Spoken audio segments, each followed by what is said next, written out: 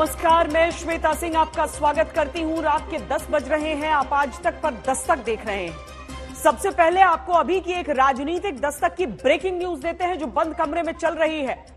अलवर में राहुल गांधी राजस्थान के मसले को लेकर बंद कमरे में बैठक कर रहे हैं। मुख्यमंत्री अशोक गहलोत और सचिन पायलट मौजूद हैं राहुल गांधी के साथ। उनकी चर्चा दावा है कि भरतपुर के सर्किट हाउस में 2 घंटे से चल रही है। और जानकारी के लिए सीधे आपको लिए चलते हैं शरद कुमार, सीधे राजस्थान से ही हमारे साथ जुड़ रहे हैं। शरद, बहुत बैठकें, बहुत चर्चाएं हो ली, लेकिन अब भारत जोड़ो के साथ साथ कांग्रेस के भीतर राजस्थान में दिल जोड़ो की यह कवायद क्या वाकई 2 घंटे से चल रही है? क्या हम माने कि इसमें से कोई समाधान निकल सकता है? श्वेता, ये मीटिंग ओवर हो गई है और राहुल गांधी निकल गए हैं। 7:30 बजे की ये मीटिंग चल रही थी। सर्किट हाउस में इस तरह से मीटिंग रखी गई थी कि लगे नहीं कि सिर्फ दोनों नेताओं की मीटिंग है। करीब 16 नेता इनवाइट किए गए थे। पीछे की तरफ से सांस्कृतिक संध्या भी चल रही थी, भोपंग वादन भी। और अंदर जो है कमरे में अशोक गहलोत, सचिन पायलट और राहुल गांधी थे। बीच में जितेंद्र सिंह भी आए थे जो निकल गए। तो माना जा रहा है कि कल के बाद ये यात्रा राजस्थान से निकल रही है हरियाणा की तरफ, दिल्ली की तरफ। उससे पहले राहुल गांधी शायद ऐसा लग रहा है कि सोच रहे हैं कि कम से कम कांग्रेस जोड़ कर जाए, क्योंकि ये इंटरवल माना जा रहा था कि राहुल गांधी जब तक राजस्थान में है, दोनों नेताओं के बीच एक इंटरवल है। यहाँ जैसे निकलेंगे वापस शुरू हो जाएगा सारा वैसे ही जैसा चल रहा था। तो और भारत जोड़ो यात्रा के लेकर जो एक हाइप बना था वो बेमानी हो जाएगा। इसे लेकर मुझे लग रहा है कि यहाँ पर कोई बीच का रास्ता खोजा जा रहा है और राहुल गांधी खोजने की कोशिश कर रहे हैं दोनों नेताओं के। लेकिन समस्या ये है कि जमीन मकान का झगड़ा नहीं है, मुख्यमंत्री बनने का झगड़ा है और दोनों में से एक को मुख्यमंत्री बनना है। तो इसका क्या हल निकलता है, कौन राजस्थान में रहेगा और कौन राजस्थान से बाहर जाएगा, दोनों साथ रहेंगे, इसे लेकर हो सकता है कि राहुल गांधी किसी फॉर्मूले पर चर्चा कर रहे होंगे। आज ये फैसला नहीं भी हो पाए तो हो सकता है आगे आने वाले 10-12 दिनों में हो जाए। अगर इतने लंबे देर तक ये दोनों नेताओं के साथ बैठे हैं तो मुझे लगता है कि गिला शिकवा भी सुने होंगे कि फैसला सुनाने में तो बहुत देर लगता नहीं है। तो हो सकता है कि दोनों नेताओं को सुन भी रहे हो। मगर ये महत्वपूर्ण बैठक इसलिए मानी जा रही है कि पहली बार ऐसा हुआ है कि दोनों नेता आमने सामने हैं। राहुल गांधी उनके साथ है। बहुत शुक्रिया शरद कुमार। अब यहां पर चर्चा है, मशविरा है या फिर निर्देश, ये देखना होगा, लेकिन बैठक खत्म हो गई है। अब आज की दूसरी दस्तक में सबसे पहले एक कविता याद कराते हैं। लिखा गया कि पुल पार करने से पुल पार होता है, नदी पार नहीं होती, नदी नहीं पार होती है नदी में धंसे बिना। ठीक इसी तरह अगर हम ये कहें कि शराबबंदी की घोषणा मात्र से केवल दुकानों पर शराब मिलना बंद होती है, पूरी शराबबंदी नहीं हो जाती। शराबबंदी नहीं होती समाज के भीतर बदलाव की दस्तक के बिना। सवाल है, क्या बिहार में जो पिएगा वो मरेगा की नीति ही सही है? जो पिएगा वो मरेगा अगर सरकार कहती है तो दस्तक देकर आप पूछिए कि जो बचेगा वो कैसे जिएगा? क्यों 70 से ज्यादा मौतों के बाद मासूम बच्चों को सजा उस शराबबंदी की दी जा रही है जहां जिम्मेदार कोई और है?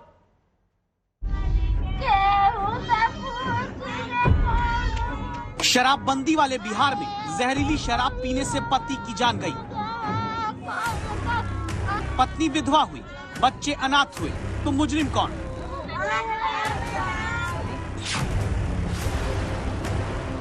सरकार कहती है शराब पीने वाला व्यक्ति ही मुजरिम है क्योंकि बिहार में शराब पीना गैर कानूनी है। जनता कहती है शराब न रोक पाने वाली सरकार और व्यवस्था जिम्मेदार है क्योंकि गैर कानूनी रूप से शराब की बिक्री वो नहीं रोक पाई। इसी बहस में किनारे छोड़ दिए गए ये परिवार है जिन्हें मुआवजा देने के नाम पर नीतीश कुमार की सरकार ने पल्ला झाड़ा।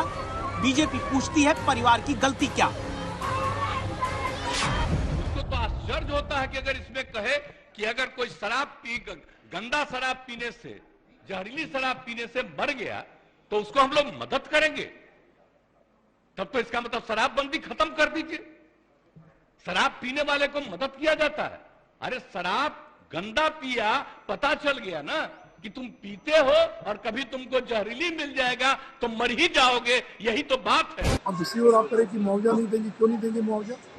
जब आपकी ही जो एक्साइज एक्ट है, यानी बिहार सरकार का प्रोहिबिशन एक्साइज एक्ट 2016 की धारा 42 ये कहती है कि मरने वाले को 4 लाख का मुआवजा दिया जाए। आपने गोपालगंज में दिया, तो सारण में क्यों नहीं देंगे आप? और जिस प्रकार की संवेदनहीनता दिखा रहे हैं मुख्यमंत्री, कह रहे हैं कि पीने वाला जो पिएगा वो मरेगा, ये क्या बयान है? इस बहस में शराब जहरीली पीकर जान गंवाने वाला व्यक्ति तो तस्वीर में सिमट गया, पीछे खड़ा रह गया परिवार। अब दस्तक देती बात सीधी सी, अगर सरकार ने जिम्मेदार गैर कानूनी रूप से शराब पीने वाले को मान लिया तो क्या उसकी गलती की सजा परिवार भुगतेगा और सरकार मौन साथ लेगी? मुख्यमंत्री जी कहते हैं कि जो पियोगे तो मरोगे, लेकिन सवाल ये है कि उनके परिवार का क्या, जो छोटे बच्चे हैं उनकी विधवाओं का क्या, उनका क्या होगा? नहीं, अगर आप जो बात कह रहे हैं, अगर सरकार उसमें सहयोग करने लगे तब तो फिर ये कानून का कोई औचित्य ही नहीं रह जाएगा। तब तो सब लोग इस तरह का घटना करेंगे, सबको सरकार जो है सो मुआवजा देते रहेगी, तब तो फिर ये फेल हो जाएगा। यानी बिहार में अब तक जो 70 से ज्यादा लोगों की मौत का आंकड़ा है, उनके घर के बच्चों को यूं ही रोता छोड़ना तय कर लिया गया। क्या सरकार ने मान लिया कि गलती इन्हीं बच्चों की है? अगर इनके घर के व्यक्ति ने जहरीली शराब पी तो इन बच्चों को उसकी सजा दी जाएगी? क्या इन बच्चों ने जहरीली शराब पीने के लिए अपने पिता को उकसाया था, या फिर यही बच्चे जाकर बिहार में बिकती जहरीली शराब की भट्टी को बंद कराने जाते?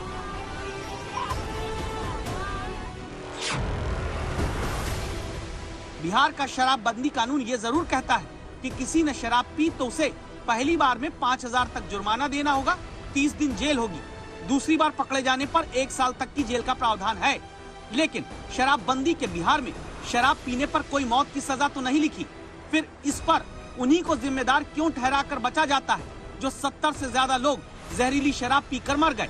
उनके घर वालों को मुआवजा देने के नाम पर हंसी ठिठोली करते हुए सरकार और सरकार के मंत्री, सत्ताधारी दल के नेता अजीबो गरीब तर्क क्यों देते हैं?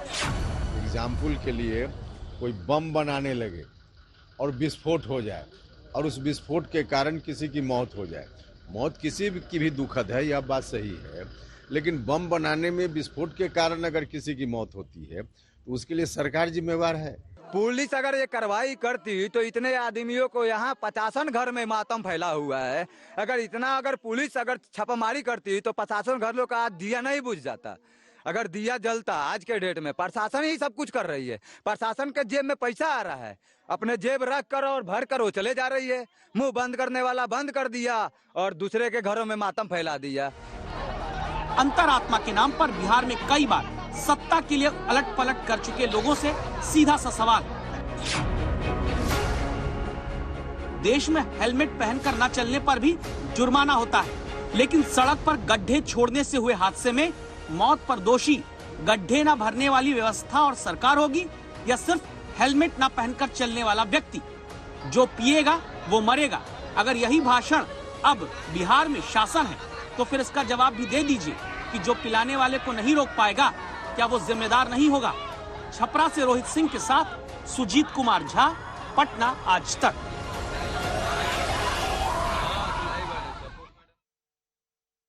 अगर मृतकों के घर वालों को जिम्मेदार ठहराकर मुआवजा देने से सरकार बचती है तो दस्तक देते 2 सवाल और 2 दस्तावेज हैं।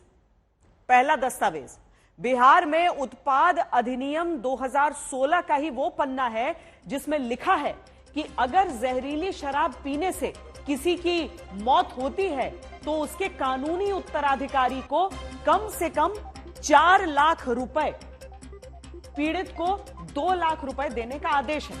अगर फिर भी सरकार कहती है कि मुआवजा नहीं देंगे क्योंकि पीने वाला ही मौत के लिए जिम्मेदार है, तो फिर 2016 में ही गोपालगंज में जहरीली शराब से मृत्यु होने पर पीड़ित परिजनों को 4-4 लाख रुपए मुआवजा किस आधार पर दिया गया था? इन दोनों सवालों का जवाब सरकार को देना है, जवाब का इंतजार है। लेकिन आज दस्तक की रिपोर्ट तैयार करने के दौरान हमें वो मुजरिम भी मिल गए जो वास्तविकता में शराबबंदी के बावजूद अवैध रूप से शराब बनने, बिकने और बंटने के लिए जिम्मेदार हैं। कहानी को ध्यान से देखिए।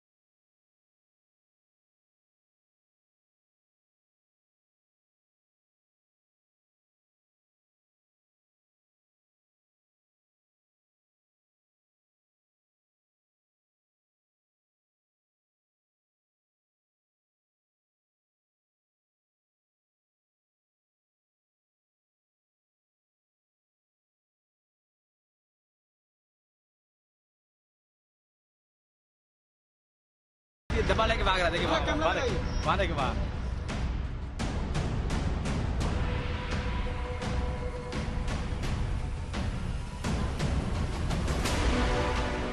जहां ब्रिज पर एक थाने की पुलिस खड़ी है,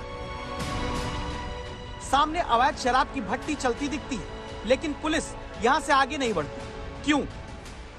जिनका एरिया है उनको भी बुला लिया लेते हैं। अच्छा। अभी तो जो कौन सा एरिया है ये? फुलवारी शरीफ नहीं है ये गांव कौन है पूछना होगा। इनका एरिया नहीं, लेकिन इस पुल से सामने दिखती अवैध शराब की भट्टी क्या किसी और को कभी नहीं दिखी? इधर से आते जाते आप लोग की नजर नहीं पड़ती थी? ये मेरा एरिया है, किधर से हम आएंगे? इनका एरिया नहीं। इनका इलाका नहीं और जिनका इलाका है उनका अभी अता पता नहीं। देखिए देखिए डब्बा लेके भाग रहा है, देखिए वहां देखिए वहां। इस बीच मीडिया के कैमरे के सामने ही बच्चों को आगे कर अवैध शराब बनाने वाले वहां से सामान हटवाने लगे। डब्बा लेके भाग रहा है, वो डब्बा लेके। इस थाने की पुलिस खड़े होकर तमाशा देखती रही। अब तो सबूत मिट रहा है पूरा। नहीं, उसको आप रिकॉर्ड करिए ना, रिकॉर्ड करिए, हो रहा है, रिकॉर्ड ही सबूत हो जाएगा। देख रहे हैं ना कि कैसे वो भागा है, देखिए सामने भागा। थोड़ी देर में फिर इसी ब्रिज से दिखा कि संबंधित थाने की पुलिस पहुंची। तब पुल से एक थाना दूसरे थाने को बताने लगा कि इधर छापा मारने जाना है। ये देखिए पुलिस नीचे पहुंची, रूपसपुर थाना पहुंच गई। वहाँ पे है पीछे में, बताइए। ये देखिए पुलिस अब नीचे भी पीछे, इसके पीछे जाइए, नीचे जाने का, इसी के सामने पीछे देखिए रूपसपुर थाना पहुंच। इधर से जाइए, इधर से। पुलिस फोर्स पहुंच यहाँ पर अपने दल बल के, लेकिन देखिए अब कैसे वो लोग एक के बाद एक अपना राइफल बंदूक सारा कुछ ले यहाँ पर।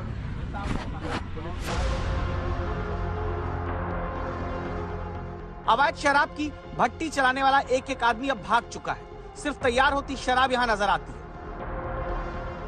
जिस भी गड्ढे का ढक्कन हटाया जाता है वहाँ अंदर से बजबजाते हुए महुआ से तैयार होती शराब मुख्यमंत्री निवास से सिर्फ 12 किलोमीटर की दूरी पर दिखती है। अब जो खाकी वाले लकीर पीटते रह गए, जो फाइल में ये आंकड़ा दर्ज कराएंगे कि बिहार में पुलिस ने कितना छापा मारकर अवैध शराब पकड़ी, उनका चेहरा देखिए और बयान सुनिए। गश्ती में थे हम, रीवा गश्ती में। अब बड़ा बाबू फोन किए तो हम लोग क्या बताए बड़ा बाबू? क्या कि सेबीनगर में कहीं भट्टी पर दारू चढ़ाए हुए है, से जाइए उसको धर पकड़ कीजिए। फुलवारी शरीफ थाना भी पहुंची थी। फुलवारी शरीफ थाना पहले पहुंच जा रही है और ऊपर थाना लेट से आ रही है, जबकि आप गश्ती में थे।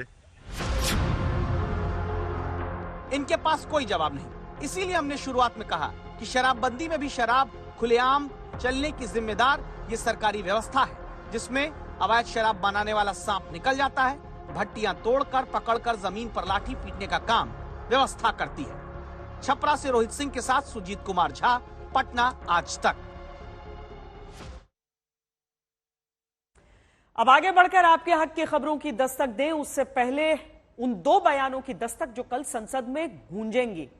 बयान कांग्रेस के अध्यक्ष मल्लिकार्जुन खड़गे का है, जो राजस्थान में राहुल गांधी के साथ भारत जोड़ो यात्रा में पहुंचते हैं। राहुल गांधी कहते हैं कि नफरत के बाजार में मोहब्बत की दुकान खोल रहा हूं, लेकिन उन्हीं की पार्टी के प्रमुख मल्लिकार्जुन खड़गे बीजेपी और प्रधानमंत्री पर निशाना साधने के दौरान शायद अपने ही नेता राहुल की बात भूल जाते हैं।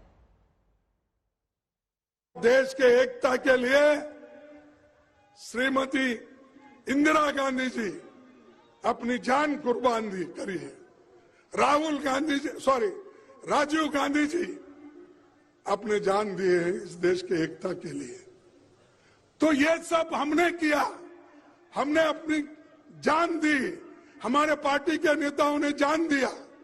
तुम क्या किए? आपके घर में कोई देश के लिए कुत्ता तो मरा है? क्या कोई तो कुर्बानी दी है? नहीं, लेकिन फिर भी वो देशभक्त, और हम कुछ भी बोलेंगे तो देशद्रोही। गलवान में हुआ, डोकलाम में हुआ, आज फिर तैवान में हो रहा। ये सारी चीजें चल रही, फिर भी अगर कोई पूछते हैं चर्चा करो तो चर्चा करने के लिए तैयार नहीं। मैं आज फिर सदन में ये उठाया था 11 बजे, इधर आने से पहले मैं कहा हम कुछ नहीं, सदन में जो बॉर्डर इश्यू है, चाइना आज जो आक्रमण कर रहा है, उसके बारे में हम चर्चा चाहते हैं, दूसरा कुछ नहीं। लेकिन वो चर्चा के लिए तैयार नहीं है। बाहर तो शेर के जैसा बात करते हैं, लेकिन उनका जो चलना है वो सिर्फ आप देखेंगे तो चूहे के जैसा है। जनता के हक की दस्तक देना आज तक नहीं भूलता। राहुल गांधी आज भारत जोड़ो यात्रा में उसी अलवर पहुंचे जहां 4 साल पहले कहा था कि आप 10 तक गिनिए और कर्ज माफी किसानों की हो जाएगी। 4 साल बाद भी दावा है कि किसानों की कर्ज माफी झांकी ही है। राजस्थान में भारत जोड़ो यात्रा करते राहुल और मुख्यमंत्री गहलोत की ऐसी तस्वीरें किसान परिवार के साथ आती हैं। सब कुछ हरा हरा दिखता है, यानी किसानों के लिए उम्मीदों का हरा हरा। लेकिन तस्वीरों में दिखने वाला चारा और वोट के लिए डाला जाने वाला चारा कितना अलग होता है, याद करना जरूरी होता है राहुल गांधी का राजस्थान के विधानसभा चुनाव से पहले दिया गया बयान कि हमारा पहला कदम किसान का कर्जा माफ करने का होगा। और हमने कहा था, भाषण में मैंने कहा था कि आप 10 तक गिनना, 10 तक गिनना। 10 दिन के अंदर कांग्रेस पार्टी राजस्थान, मध्य प्रदेश और छत्तीसगढ़ के किसानों का कर्जा माफ करेगी। जिस अलवर में 4 साल पहले राहुल ने यह बात कही, अब राहुल उसी अलवर में वापस भारत जोड़ो यात्रा करने पहुंचते हैं। लेकिन क्या 10 तक गिनना और कर्ज माफी हो जाएगा वाला वादा राजस्थान में पूरा हुआ? अलवर में राहुल की रैली में आए किसानों से सच सुनिए। कर्जा कोई माफ होना कोई ना है। डबल डबल जो बैंक खा जो हमने लोन वगैरह ले रखा, डबल डबल ब्याज है, चुका तो परेशान हम तो। आपका कर्जा माफ हुआ या नहीं हुआ? नहीं है, कुछ कर्जा माफ नहीं। कुछ कर्जा आपको लगेगा अरे ये तो कुछ किसान है, लेकिन बात कुछ की तो है ही नहीं। कर्ज माफी के वादे में फंसकर राजस्थान के किसानों की परेशानी बहुत पहले शुरू हो गई थी। नीलामी 11 लाख रुपए लग चुकी है। अगर इससे ज्यादा कोई बोली लगाना चाहते हैं तो तहसील कार्यालय थानागाजी में पधारें। आज तक नहीं दिखाया था दौसा के लालजी कजोड़ की कहानी। किसान परिवार ने मरुधरा ग्रामीण बैंक से कर्ज लिया था, बोरिंग में पानी नहीं निकला, खेती की फसल बर्बाद हुई, कर्ज बढ़ते हुए 8 लाख पहुंच गया। कुर्की का नोटिस बैंक से आया। जनवरी 2021 में लालजी कजोड़ ने आत्महत्या कर ली थी। भाइयों बहनों, राहुल गांधी का 10 तक गिनिएगा और कर्ज माफी हो जाएगी की बात को 3 साल तब हुए थे। अब 4 साल हो गए। जयपुर में सीताराम शर्मा के लिए कर्ज माफी का वादा गले की फांस बनता जा रहा है। 2017 में 9 लाख का कर्ज लिया, 2 साल चुकाया भी, बाद में पत्नी को कैंसर हुआ, कर्ज चुकाना कठिन हो गया। अब कर्जा इतना है, बैंक कुर्की की धमकी देते।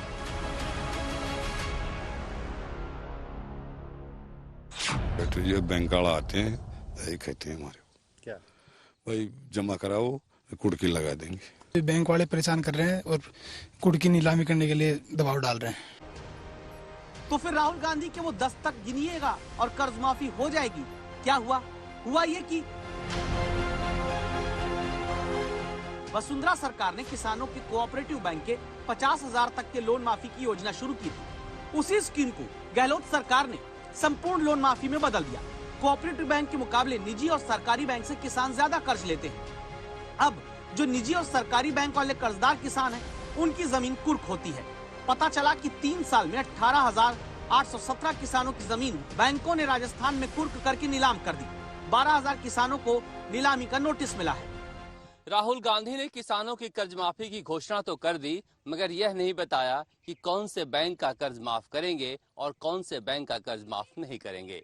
सरकार ने कोऑपरेटिव यानी सहकारी बैंकों का कर्ज माफ कर दिया, जो सरकार का ही बैंक होता है, मगर 90% किसानों ने कर्ज निजी बैंकों से और सरकारी बैंकों से ले रखी है, जिसकी वजह से किसान कर्ज दे नहीं पाए कि सरकार माफ कर देगी और ब्याज इतना ज्यादा हो गया कि अब दे नहीं पा रहे हैं, जिसकी वजह से नीलामी पूरे राजस्थान में जारी है।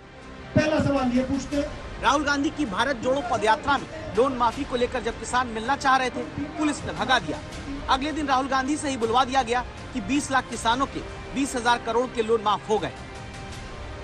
सबसे पहले जो मैंने किसान कर्जा माफ की बात की, 22 लाख किसानों का कांग्रेस पार्टी ने कर्जा माफ किया है, 14,000 करोड़ रुपए। यानी राहुल को ये हरा चारा दिखाकर क्या सरकार ने किसानों के कर्ज पर गुमराह कर दिया? फिलहाल मुद्दा दस्तक देकर उठा, सरकार ने नीलामी तो रोक दी, लेकिन बैंक का लोन तो माफ नहीं हुआ। बैंकों ने किसानों को कर्ज देने में हाथ खींचना शुरू कर दिया। सियासत हो रही 100 अलग। बीच में खड़ा किसान 4 साल बाद भी दस्तक गिनती पूरी होने का इंतजार ही कर रहा है। शरद कुमार, जयपुर, आज तक।